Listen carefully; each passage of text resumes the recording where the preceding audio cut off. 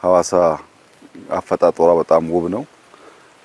ሰዎቹ ውበትን መስራት፣ ውበትን መልሶ መጠበቅ የሚችሉ ናቸው።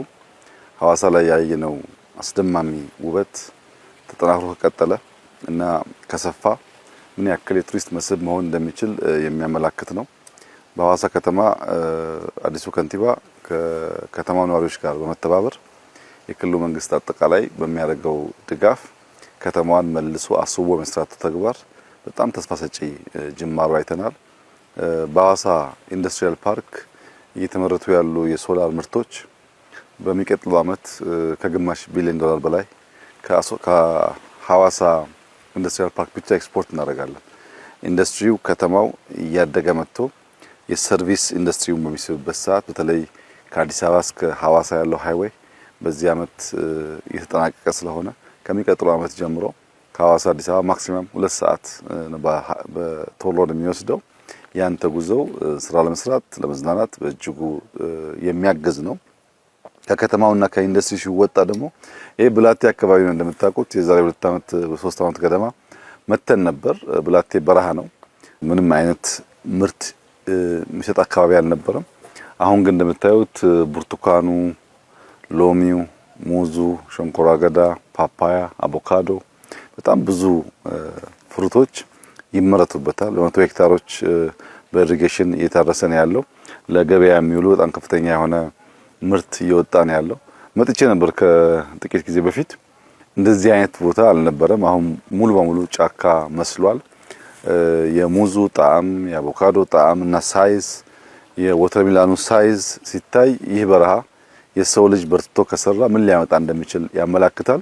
ከሲዳማ ክልል ፕሬዝዳንት ጋር ስንነጋገር በዚህ ዓመት ወደ 15 ሚሊዮን ዶሮ ሲዳማ ብቻ እያመረተ ነው ያለው።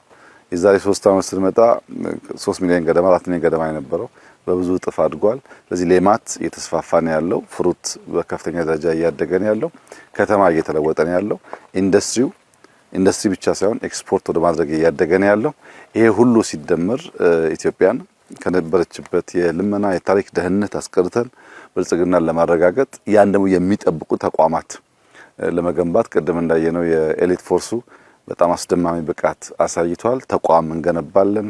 እርሻችን በብርታት በብዙ ጥረት እናዘምናለን፣ እንሰራለን። ከተማዎቻችን ኢንሃንስ እናደርጋለን። ኢንዱስትሪዎቻችን ለዓላማቸው የሚበቁና ኤክስፖርት አድርገው ገቢ የሚያመጡ እናደርጋቸዋለን። በዚህ ሁሉ ትስስር ውስጥ ባጠረ ጊዜ የኢትዮጵያን ብልጽግና ለማረጋገጥ የሚያግዝ ይሆናል። እንግዲህ አሁን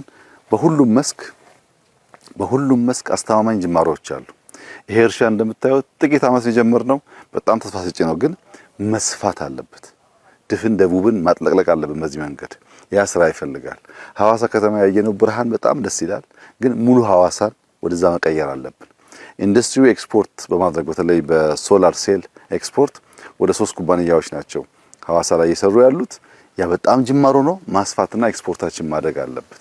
በኢንፍራስትራክቸር ሐዋሳን ከአዲስ አበባ የሚያገናኘው ሃይዌይ መንገድ አልቆ ፍሩት የሚመላለስበት፣ ቱሪስት የሚመላለስበት፣ የኢንዱስትሪ ጉድስ የሚመላለሱበት፣ ብዙ ሀብት የሚንቀሳቀስበት መሆን አለበት። ከሐዋሳ እስከ ሞጆ ያለው ግራና ቀኝ እንደምታውቁት ለፍሩት ምቹ ነው፣ ለምርት ምቹ ከባቢ ነው።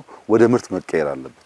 ግብርናችንም በእውቀት በትጋት ከሰራን፣ ኢንዱስትሪ በእውቀት ገበያ ተኮር አድርገን ከሰራን፣ ከተሞቻችንን ካዘመን፣ መሰረተ ልማት ከገነባን፣ እነሱን የሚጠብቅ ደግሞ ጠንካራ ተቋም አርሚ ከገነባን የኢትዮጵያ ኤግዚስተንስ ነፃ ሰላማዊ የመሆን አቅሟ እያደገ የሚሄድ ይሆናልና በሁሉም መስክ ነው መለፋት ያለበት። ዳይቨርሲፋይድ ያልንበት ዋናው ምክንያት በአንድ መስክ ያለ ሰክሰስ፣ በአንድ መስክ ያለ ውጤት ሁሉን ችግር አይፈታም። በግብርናውም፣ በኢንዱስትሪውም፣ በከተማውም፣ በሌማቱም፣ በገጠር ኮሪደሩም የጀመርናቸው ስራዎችን ሲሰናሰሉ ሲተሳሰሩ የምናስባት ኢትዮጵያ ለመስጠት በእጅጉ የሚያግዝ ነው።